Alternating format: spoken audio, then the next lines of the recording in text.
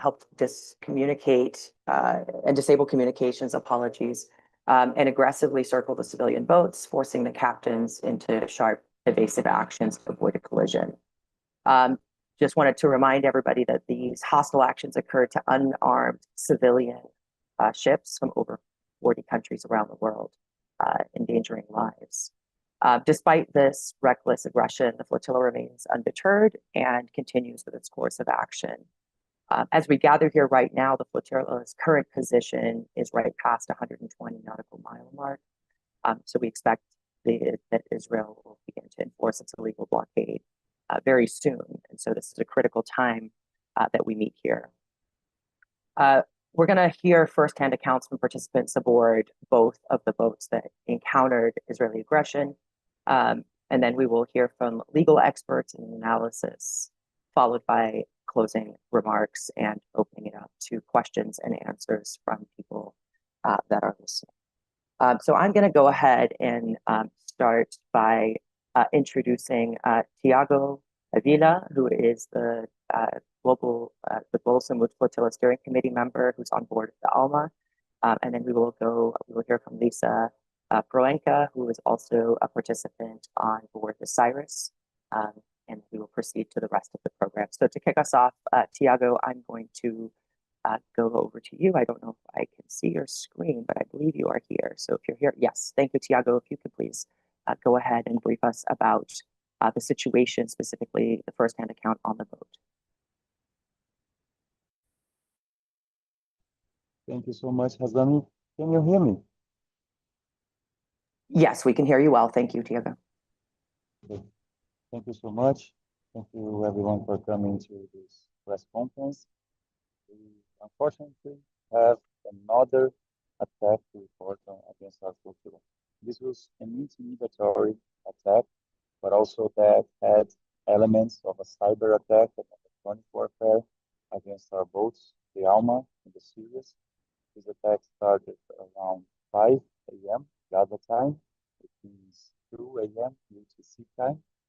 And it had the presence first of more than one military vessel in the nearby region, and with suspicious behavior coming close to our flotilla. Then this first military vessel disappeared, and then a second military vessel appeared right at the bow of our ship, the Alma, almost crashed our boat, so we had to do an evasive maneuver not to crash the boat, and started circling our boat and doing not only the intimidatory attack, but also the electronic and cyber warfare against our boat. Immediately disabled all of our navigation devices, all of our communication devices, disabled the cameras, disabled the internet, disabled the VHF, the radio channel, disabled a few other electronic devices, and was circling our boat a very intimidatory way. We thought we were actually being intercepted, like we've been intercepted in other missions to break the city of Gaza and Florida. But this boat kept circling our boat for 6 minutes. Our team were prepared to deal as it was an interception, so to remain nonviolent, to de-escalate and take care of ourselves. And we're trying to share that information to the world, but we had no communication systems available to do that. And we were dealing with the situation that this boat was a very hard way for us to deal in navigation-wise. So the risk of crashing this boat was very big. And then after 6 minutes circling our boat with all of our teams at maximum alert level for an interception or an attack, the boat changed course and went Sirius, which is the second boat of our boat. And when it came to Sirius, started doing the very same thing. First, a very dangerous maneuver in front of the bow of the boat that by a miracle didn't crash the boat as well, and then started circling the boat for a longer time, for around 15 minutes, until it finally crashed and disappeared. After daylight, assessing the situation, we had no structural damage to any of the boats. We have no one wounded in this situation, but we had quite a lot of mechanical and electronic failures on our boat that we still didn't manage to fix. We are still sailing towards Gaza. We are advancing every minute. We advance a little more, but we have a lot of electronic issues right now to do after this electronic attack against our flotilla. We understood from Israeli media reports, from the statements from the Ministry of Foreign Affairs of Israel, that they were preparing to commit this war crime. They were preparing to commit this new violation, which means to stop a humanitarian mission to get to Gaza. They are prohibited to do that. They're prohibited to fight up against the state for the crime of genocide, and they are still to not abide by it. And others, the fourth attack that our mission suffers, we suffered 2 consecutive attacks when we were in Tunisia for 12 hours. We suffered another attack which affected 14 of our boats, 11 of them with explosive devices in international waters when we're getting close to Greece. And now, when we're getting closer and closer to Gaza, to Palestinian territorial waters, we just suffered another attack. It was a military attack and a cyber electronic warfare attack against our boat, which is proceeding again in a legal mission, which is non-violent, with a solidarity mission. So we continue proceeding to Gaza. After that, we simply took our flotilla, Francis.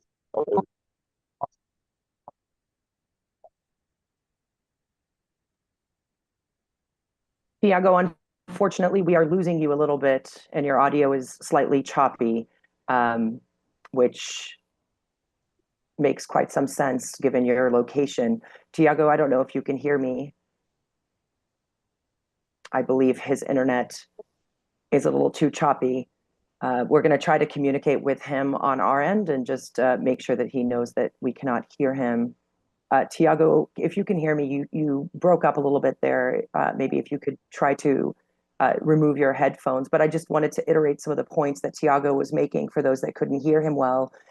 He was talking about the psychological warfare and the naval fleet of Israel cycling around the ships, disabling internet devices, which impacted live streams and the cameras, also jamming the communication systems that allowed the ships to relay emergency messages to the world, and also impacted navigation, putting the flotilla at maximum level of alert. After the initial engagement with the Alma, the boat went off to the Cyrus, another boat in the flotilla. And while the Alma did not endure any structural damage, it did endure ongoing mechanical and electronic issues that continue with the boat. And so as we now unfortunately couldn't hear the rest of Tiago's comments, he was articulating that this was articulated already by Israel as a form of an attempt to deter them from continuing on to the coastline of Gaza. However, they are determined to continue and will continue. But just to acknowledge this pattern of violation of international waters.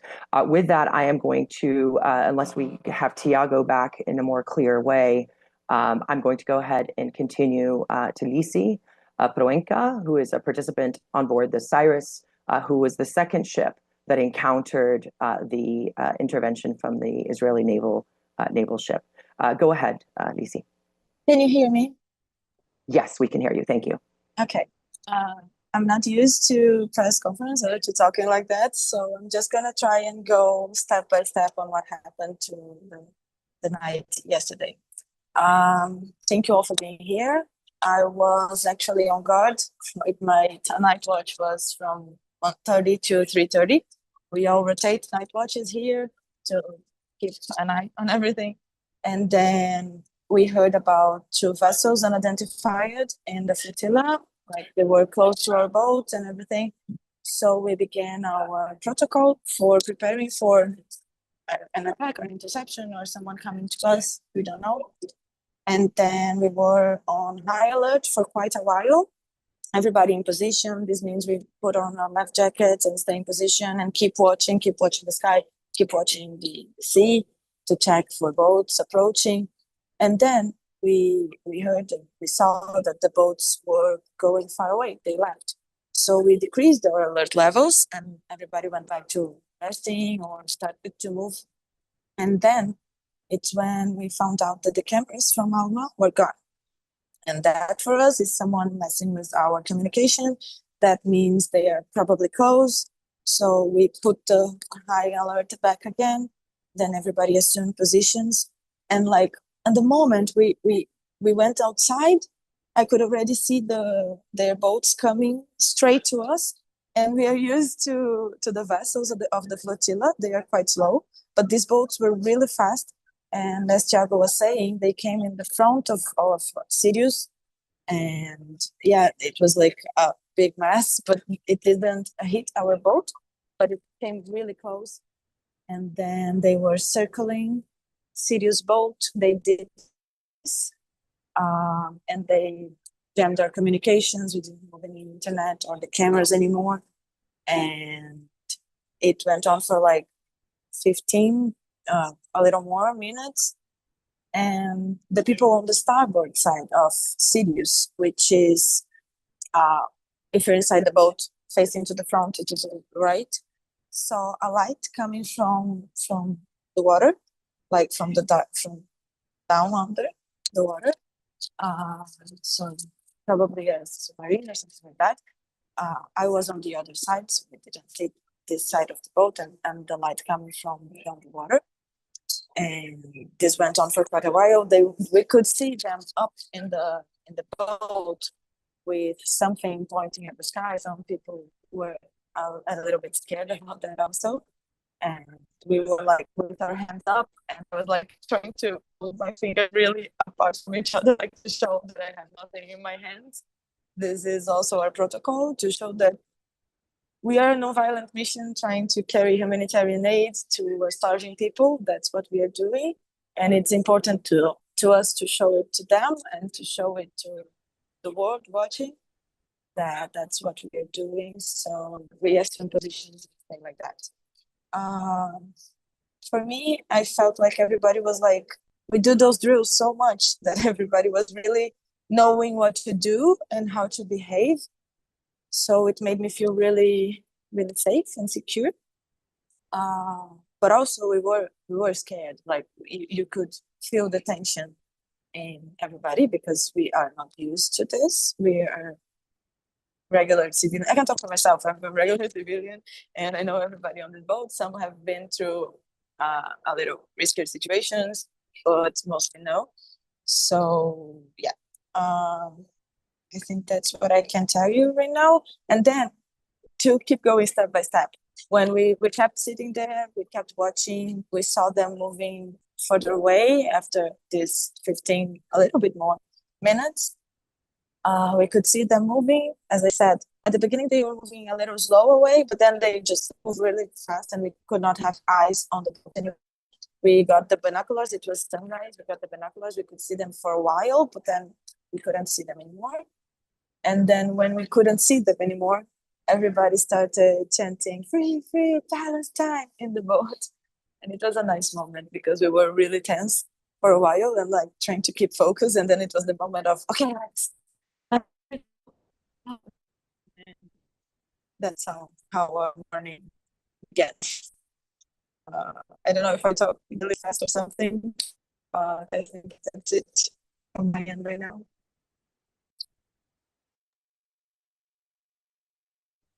Thank you.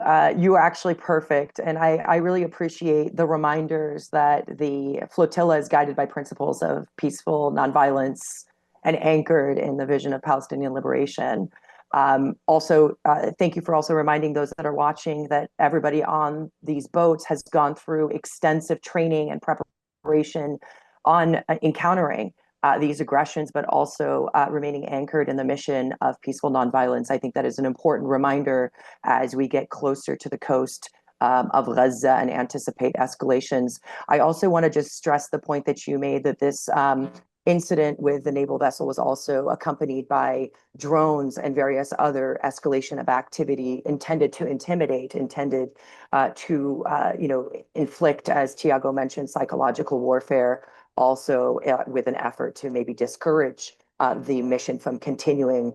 But Lisi, as you beautifully articulated, people remained steadfast in the mission of creating a humanitarian corridor and reaching the people of Gaza. Did you want to add anything to that point? Yeah, because it's something that made me remind of one thing. They made really clear that they wanted to be seen. At some point, they started shining lights at us and the light from the ocean. So for me, that was an intimidation act and a psychological warfare because they wanted us to see. Absolutely. Well, thank you for that firsthand account. I am going to move over now to Ms. Francesca Albanese, who's the UN Special Rapporteur for the Palestinian, occupied Palestinian territories, to give us some remarks and legal analysis. Welcome, Francesca. Please, the floor is yours. Thank you. Can you hear me? Yes, we can hear you. Okay, thank you for inviting me. I really don't know how the people on the flotilla do, because whenever there is some critical moment, and I'm aware, I tend to follow them, and I follow them through the night, and at a certain point I collapse. I wake up after a few hours, and they're still there. So for those who are following, I feel I have to say I have so much admiration for all the delegates on the flotilla, the capacity to stay awake, to stay calm, to stay peaceful, to endure intimidations and attacks. And I feel confused myself after following what happens to them every night. I mean, every now and then at night, and during the day, I still feel, oh my God, what's happening? I was looking at Tiago before, and hi, Lisa, and I say, how does this man do? How do these women and men do? It's incredible. So all my support. Now, there are two things I want to say. First, the legal part. The legal part is the context. Gaza is unlawfully occupied territory, which has been for 17 years under blockade. So we have to recall that the flotilla has a long tradition now that started many, many years ago, and it has always been made of decent human beings trying to break the blockade, which was unlawful, because it has deliberately, it's a siege that the state of Israel has imposed on 2 million people trapped in the ghetto that was created in 1948 and has always been separated from the rest. But as of 2007, it's been Israel has restricted food, fuel, medical supplies, shelter, and other forms of humanitarian assistance. So the situation was already dramatic, and to be broken 2 years before now. And now the form of collective punishment that Israel has imposed on Gaza has clearly aggravated, because in the past 2 years, Israel has conducted itself in ways that have led it to be accused of genocide, war crimes, and crimes against humanity. So there is, in the face of all these, a responsibility to protect, the people of Gaza, the Palestinians in Gaza, from the international community. This is the general context. So there is an obligation to break the blockade, on top of not giving aid and assistance to Israel through commerce, trade weapons, etc. In the face of all this, what the flotilla, the Global Sumud flotilla, is doing is absolutely legal, is grassroots humanitarianism, and Israel is obliged to immediately cease and desist from all threats of arms against the Global Sumud flotilla and ensure that it carries out its mission to deliver humanitarian aid to civilians in Gaza without obstruction. But let's be clear here. Of course, we have no illusions, neither the Global Sumud flotilla delegates, nor the people in Gaza, nor whomever is supporting and trying to ensure protection of the flotilla from afar, like me. We know that The aid, the humanitarian aid that the flotilla carries is a drop in the ocean. We know that. But what the flotilla is doing and what the flotilla is carrying is exactly the courage to enforce international law, while all other actors responsible to enforce international law are sitting idle, looking aside, and even helping Israel enforce the blockade. Because the fact that there are no member states, especially those having a port in the Mediterranean Sea, not forcing the blockade, which is unlawful, and not guaranteeing protection to the flotilla until it reaches the Gaza shore. It's unbelievable and must face consequences. So, well, if the flotilla were to be intercepted, this would be not just a collective punishment, an act of intimidation, a reprisal against humanitarian defenders, which is what Israel is already doing. It would be yet another violation of international law, the law of the sea, which prohibits interception, unlawful interceptions, and it would be an unlawful interception because Gaza waters are not under the legitimate authority of Israel. Full stop. This is not an area where Israel has sovereignty, and therefore it might constitute an aggression against the states whose flags have been used to accompany for the flotilla. And there could be also an unlawful act against the members of the flotilla, the delegates, if they were to be abducted and taken to Israel. Therefore, again, yet another unlawful act committed by Israel, and yet another unlawful act at least tolerated by member states. But what I want to say as a person, as an ordinary person who looks at what the flotilla is doing, I hear what some member states and others, including the government of my country, and I'm really sorry about that. As an Italian, I'm ashamed. What can we say? You are not threatening peace. It's the unlawful occupation, cum genocide, cum unextinguishable apartheid that is threatening peace, not just for the Palestinians and the Israelis, but for the entire region and for ourselves. You are challenging a system that is untenable, and it's something that needs to be challenged by all of us. And this is the kind of consciousness that you are bringing.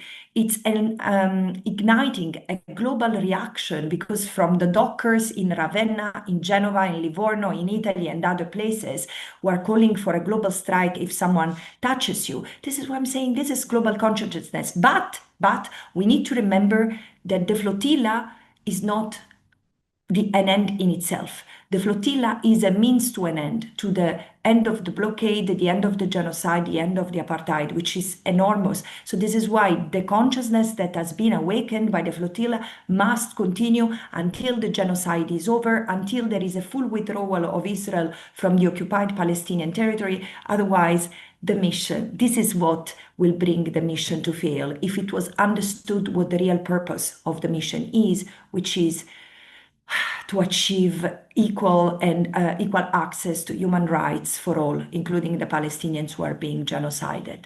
Thank you. Thank you very, very much for that, Francesca. And just a beautiful way to frame it, that the flotilla is carrying courage to enforce international law, a firm reminder that the people that are on these boats, civilians, individuals, and people, are here not only delivering and attempting to deliver aid and open a humanitarian corridor, but really hold world leaders to account. And I do want to remind people, you brought up the fact that the boats were carrying flags from other countries, including the United Kingdom, Italy, France, Spain, Poland, Portugal, the Netherlands, Algeria, and Tunisia. And we hope that these countries will also live up to their commitments to international law. So thank you for that reminder of the boats carrying those flags also. Is there anything else that you'd like to share when it comes to specifically the people around the world and what they can do to support this mission? Yeah, thank you. Thank you for asking that. Well, I've seen recently, because I've been in ports, there is an awakening. There is an awakening that trading with Israel, carrying business as usual with Israel is not acceptable. And you know, this was completely unthinkable until a few months ago, where people were still at most distinguishing between settlement goods and the rest. But hey, my friends, it's Israel who's been accused of war crimes, crimes against humanity, and genocide. It's Israel which is killing dozens and dozens of Palestinians, including children, every day. Gaza is a slaughterhouse. How can we tolerate that? And you know, I often say, and it's painful what I'm going to say to hear for some, but the measure of the human misery that we have reached is in the dehumanization that we all make of the Palestinians. 20,000 children, 20,000 Palestinian children. Does it make an effect on you? No. Ask yourself if you heard 20,000 Israeli children, 20,000 Italian children, 20,000 American children, 20,000 French children. And this is the thing, these are children. And the fact that they are Palestinians is making them killable. What the flotilla stands against, and we must stand against altogether, is this, the dehumanization of the Palestinians. Therefore, people must continue to unite for this to end. This is not different than people trying to break the gates of a concentration camp 100 years ago, 80 years ago. It's unimaginable, but this is the miracle. This is the miracle that the flotilla and other grassroots humanitarian activities are doing. So keep on mobilizing, keep on mobilizing. Press your representatives wherever you are. Press your states that send a navy. This is a huge request that this is to be made with one voice across 450 million Europeans. Europe needs to send navies to break the blockade and also impose an immediate arms embargo and cutting all trades. And this is something that ordinary citizens can assure. You need to move the protest to the ports. The dockers cannot be left alone, because one port closes, another opens, and it's the dockers who pay. And we cannot afford this. This is how solidarity is broken. So all ports must be sealed to Israeli goods coming in and to any goods going to Israel, and especially weapons. And the last thing I wanted to say, activate lawyers. Jurists and lawyers in every country must mobilize to protect who defend the defenders, and there are many who are facing legal consequences for standing in solidarity with Palestine today, but also to go after governments, public institutions, and private entities who are complicit in this incredibly unlawful global design. Thank you very much, Francesca, for re-anchoring us in the purpose also of the flotilla as people head to the, inshallah, to break the siege on Gaza. That's a great segue into Lamis Deek, who is joining us. She's an international lawyer and also the director of legal diplomatic affairs for the Pell Commission. Welcome, Lamis, and I believe I see you somewhere. There you are. Welcome, Lamis. And if you could please help us unpack some of the legal context around the intimidation tactics and what occurred to the flotilla yesterday in international waters. Sure. I'm just sorry, I joined late and I'm without water and electricity where I'm at today. So there's going to be some background noise probably when I speak. I've had to come outside to get some reception. So thank you, everybody, first. Thank you for those brilliant words and your work. I don't know if I've got your name right. I can only see what's written on the screen, Hazami, and the absolutely brilliant, internationally beloved hero, Francesca Albanese. Thiago, I didn't get to see your intervention, but we worked on, Thiago's release and holding conditions, which were quite brutal, as many of you know. So really, thank you, Thiago. We're all watching, and really a big shout out to the lawyers on the ground who are preparing for all of this, Adala and the teams all over the world, all of the organizations.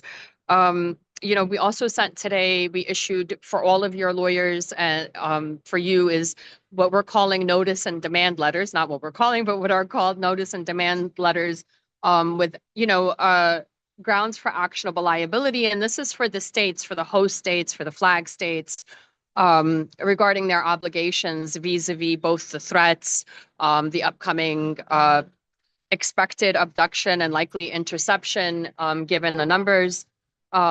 So, as there isn't much to add other than what Francesca said, but there's an abdication of not just their international laws from maritime to genocide convention, erga omnes, jus cogens, but also domestic laws of their obligations towards their citizens and nationals.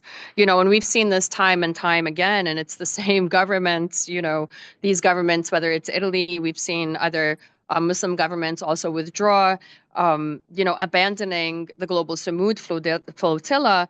And like I said, they're abandoning their legal obligations internationally and abandoning and abdicating their obligations towards you. The EU has clear obligations. Many state unions have obligations, and individual states, and they've abdicated their honor and their dignity, and all really for profit, but even worse than not, like we said during the last press conference, these governments are really bound by the real erga omnes, and the real erga omnes are U.S. sanctions and the U.S. dollar.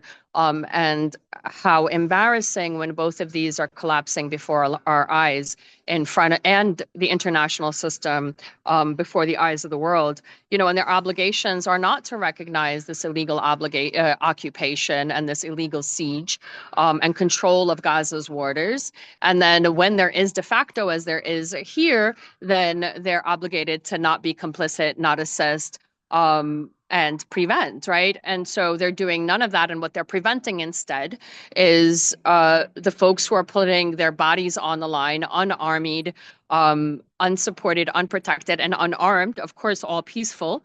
And really, it's made a mockery of what people consider power and global order and truth and justice, but also logic, because this isn't just a formula that's failing and threatening the lives of the flotilla passengers and the flotilla, and of course, daily Palestinians, but threatening their own sovereignty. We're seeing this play out time and time again. And ironically, it's these same governments, Italy, and the UK and the rest, who are the ones that want to now, under a series of proposals masquerading as peace, want to now be part of administering and recolonizing directly Palestine, administering Palestine as though Palestinians are the ones who need administering, when we've proven to the world it's Palestinians who are civilized. It's the Palestinians who've been patient and peaceful in a way that really is hard to fathom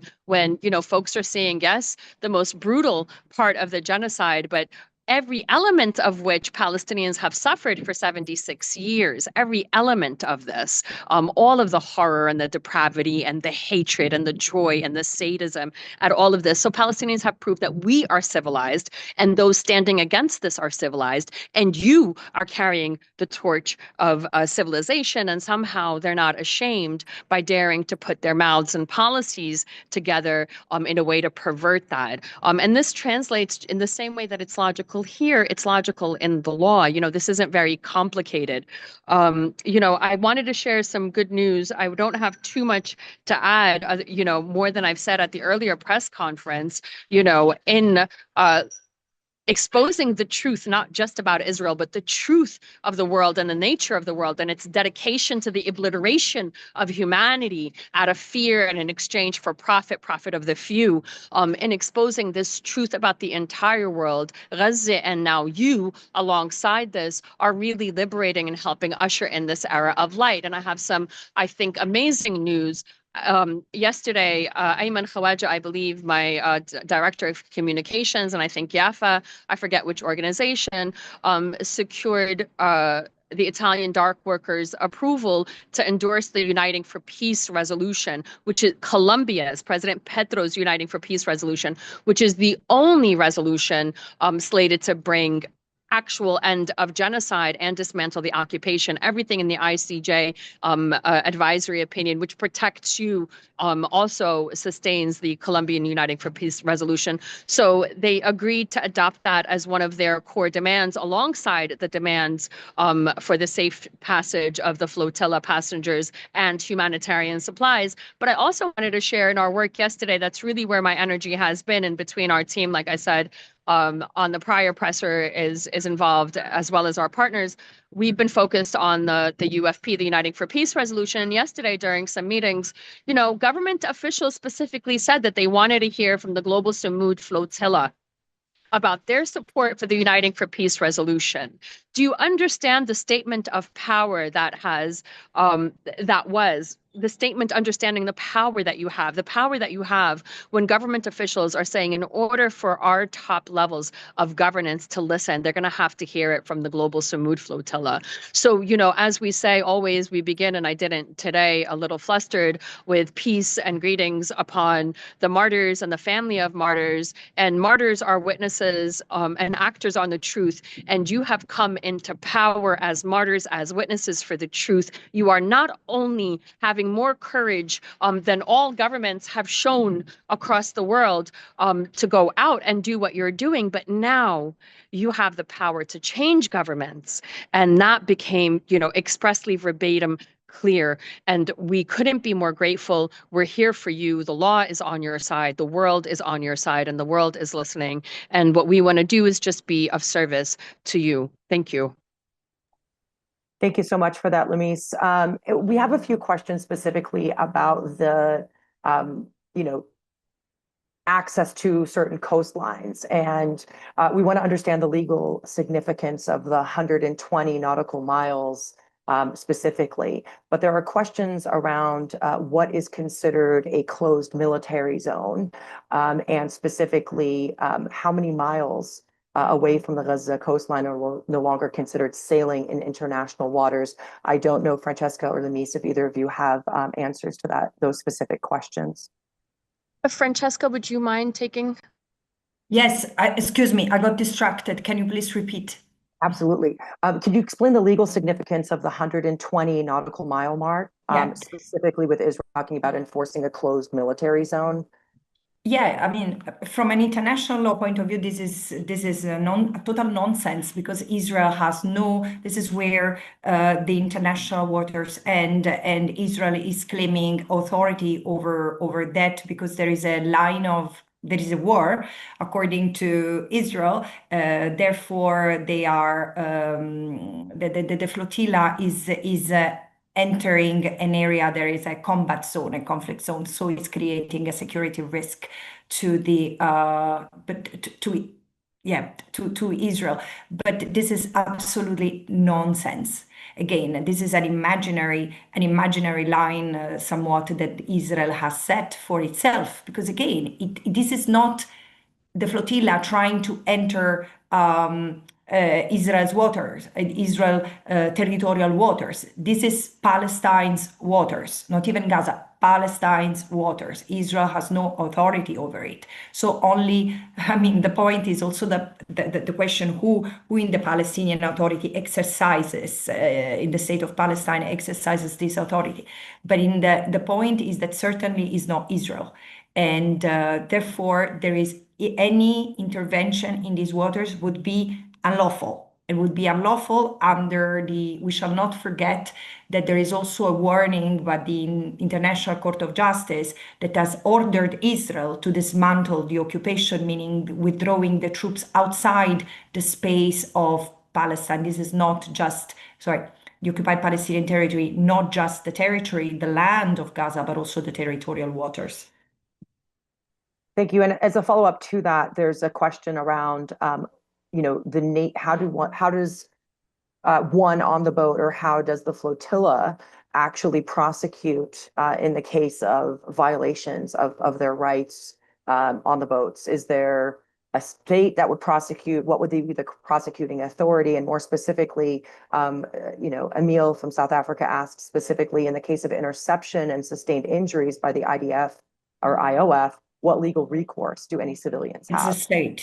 It's a state. It wouldn't be Israel per se. It would be the state of nationality who should take action against Israel for violations of their citizens' rights. And this wouldn't be the first time that it occurs. The state has a duty, as an obligation to extend protection, consular protection to its citizens abroad, all the more to protect them from undue assaults and threats. So this is a case. There would be an immediate recourse to be done in the country of nationality. And But if they were intercepted, it would be the country of nationality's obligation to intervene. And they're asking specifically, is there individually recourse against IOF soldiers specifically that do the harm? Well, technically, yes. It depends on the jurisdiction in each country, and I cannot tell you.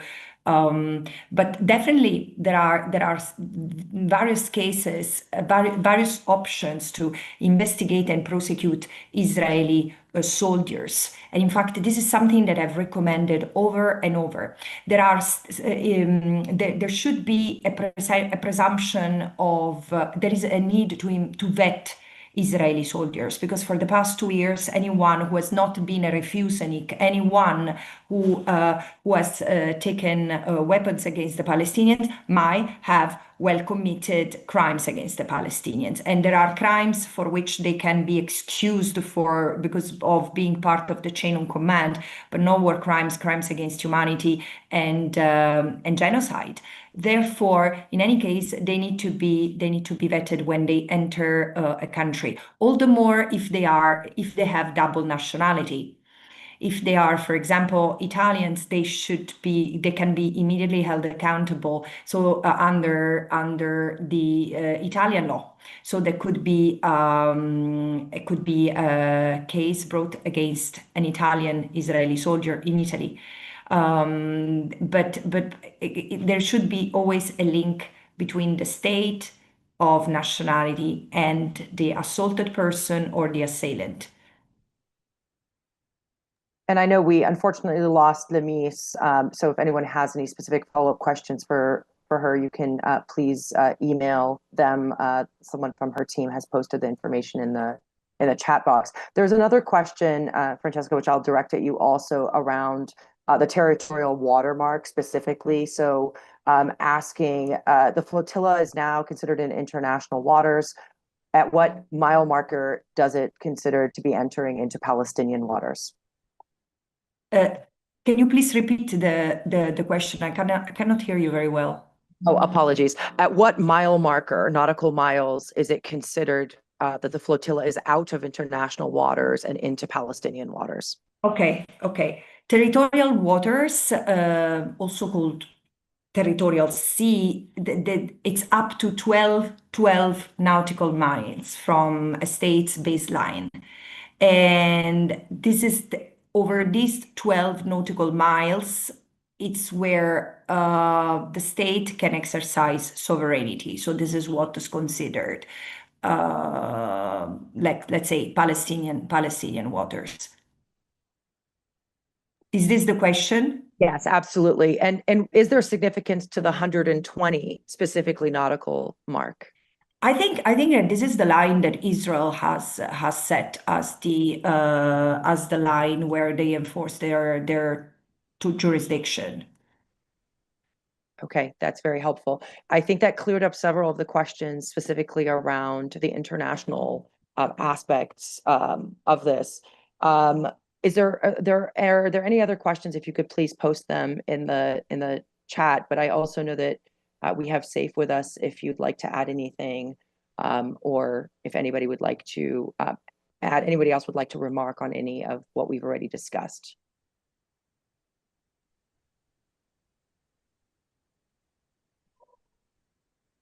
Well, thank you, Hassami, and thank you, Francesca, for everything you have explained and shared. It is very clear within the context that we are dealing with. The flotilla is on the side of legality, going through international water with human rights activists that are carrying humanitarian aid, where Israel is acting as pirates in the middle of Mediterranean, invading ships on several occasions and harassing ships that are carrying humanitarian aid, which could have caused disastrous results outcome this early morning, provoking accidents that may have caused panic at this moment, but also we could have seen other type of accidents.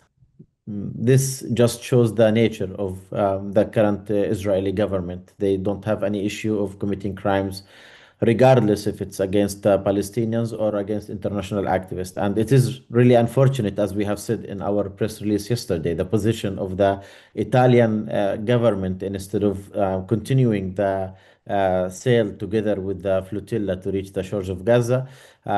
They took a position in a way to sabotage the flotilla, saying that they will stop, and if people want to leave, so they are happy to help. The help that we need is to stop genocide.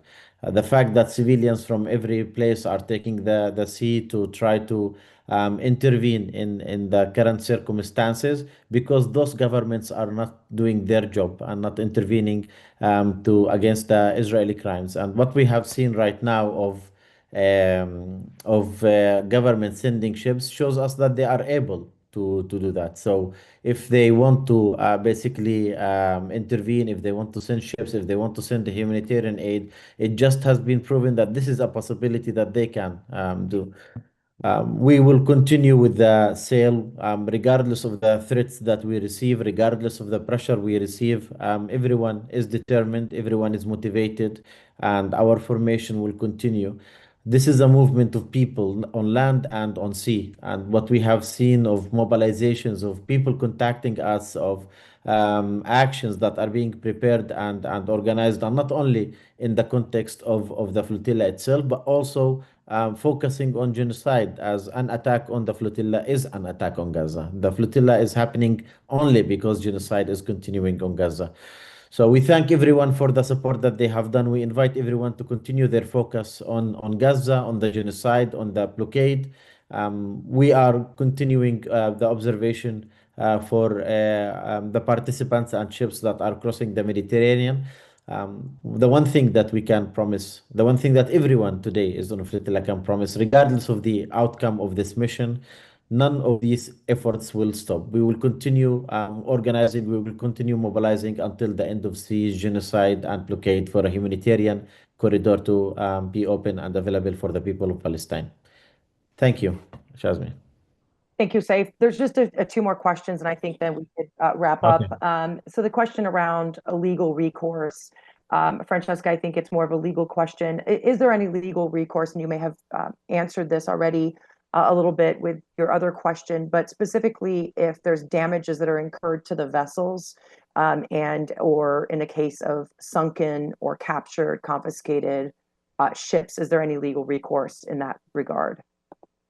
Yeah, I think there are. It doesn't change, but it should be either the persons affected, owners of the ship, act on Israeli soil, which would think through their own lawyers, and I think it would be costly and unnecessarily.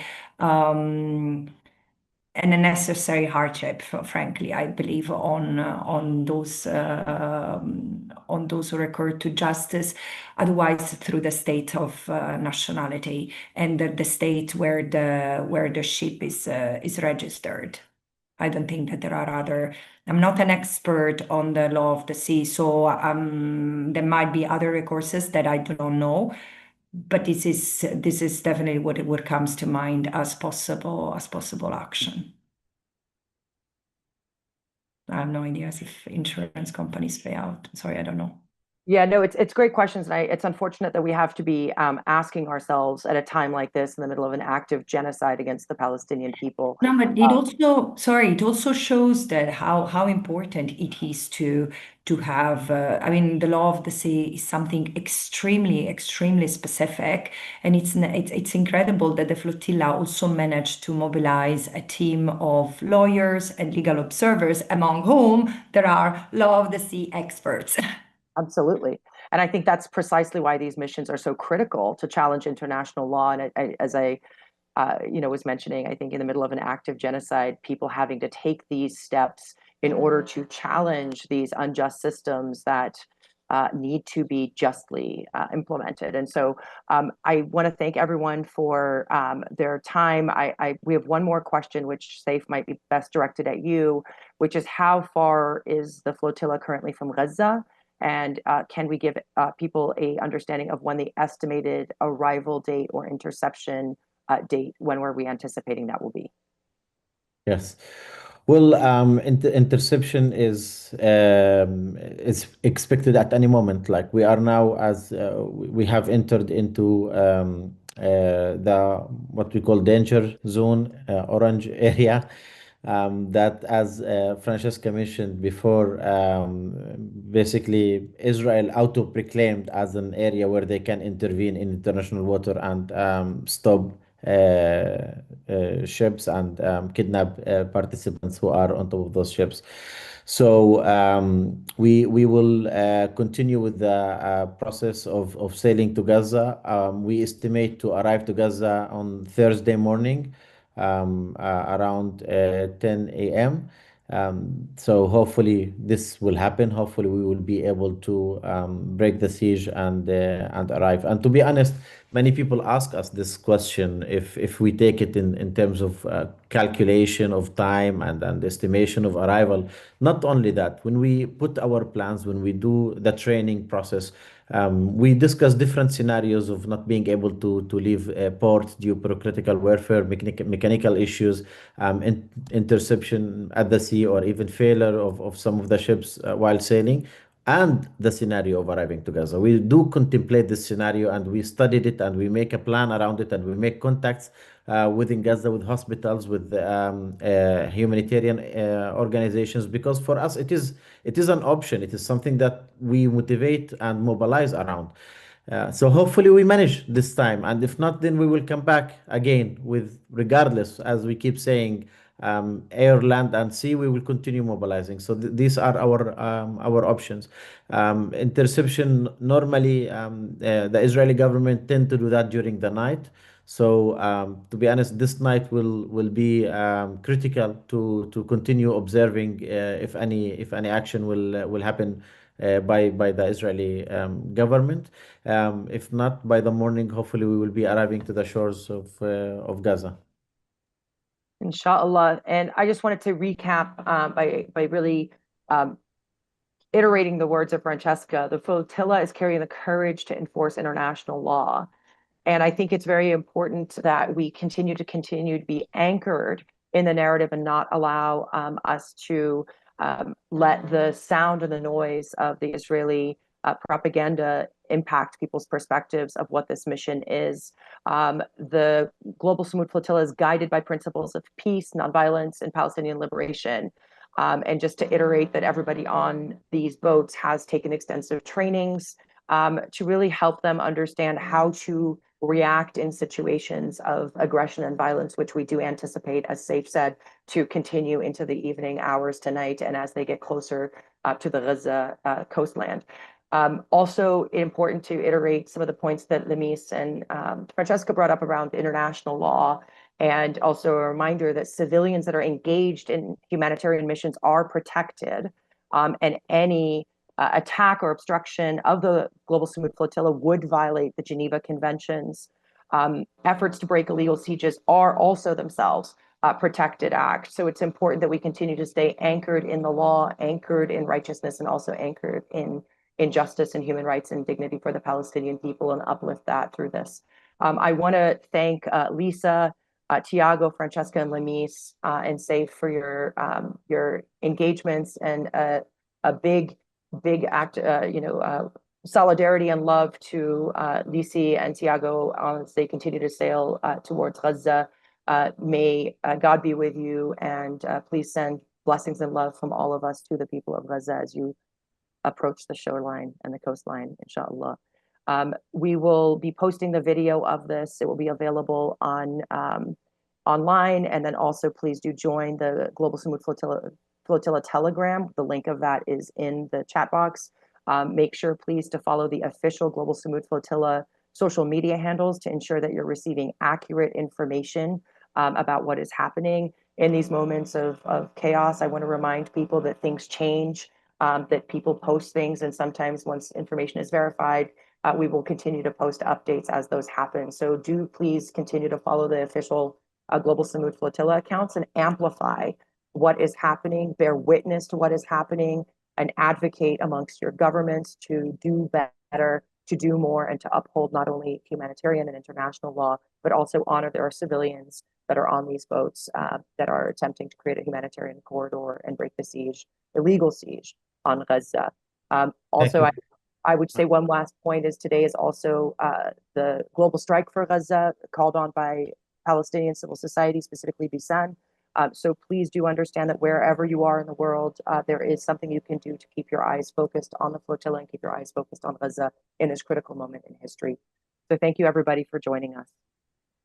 Thank you, Hazami. And just to clarify, as I saw somewhere asking about legal actions, it is within our plan. Yes, this is land and sea mobilization, but we will take all legal actions, whether through our participants or also the flags of the ships, or any violation of international law and human rights that Israel is going to commit. So that's also a battle that we are ready for and we have prepared for, and we will not hide behind it. We'll go for it. And thank you to you all for joining us from all over the world. And with that, we will end this press conference, and please stay tuned for further updates as the evening progresses. Thank you, everybody.